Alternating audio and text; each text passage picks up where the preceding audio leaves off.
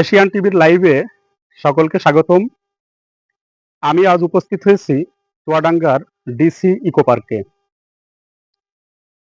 DC eco পার্কটি এখন প্রায় সময়ই দর্শনার্থী শূন্য অবস্থায় থাকে।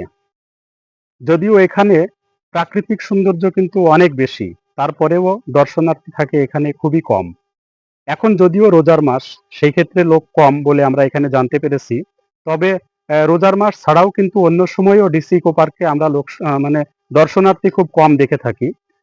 এই পার্কটি সম্পূর্ণ এরিয়া জুড়ে অবস্থিত রয়েছে। এখানে ১২৮ একর জায়গা জুড়ে কিন্তু অবস্থিত ডিসি ইকো পার্কটি। এই ১২৮ একর জায়গা, সম্পূর্ণ জায়গাটি কিন্তু ডিসি ইকো পার্কের। এর মধ্যে ৭৬ একর একটি দিঘি রয়েছে এখানে, যেখানে সম্পূর্ণ প্রাকৃতিক সৌন্দর্য বহন করে আসছে। তো আসলে দর্শনার্থী এখানে অনেকটাই কম আসে।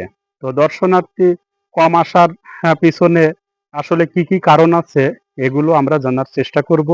তো এখন বর্তমানে প্রায় সময়ই এখানে আমরা এসে দেখি যে সবসময়ই কিন্তু ফাঁকা অবস্থায় থাকে, দর্শনার্থী অনেক কম।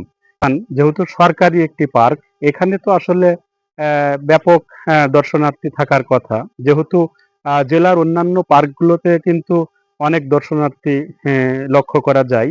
সেই তুলনায় আমাদের চুয়াডাঙ্গা ডিসি ইকো পার্ক কিন্তু অনেকটাই হচ্ছে পিছিয়ে পড়েছে অন্যান্য জেলার থেকে। তো ডিসি ইকো পার্ক সম্পর্কে আমার কাছে এই ছিল সর্বশেষ তথ্য। হাশেম রাজ, এশিয়ান টেলিভিশন, চুয়াডাঙ্গা।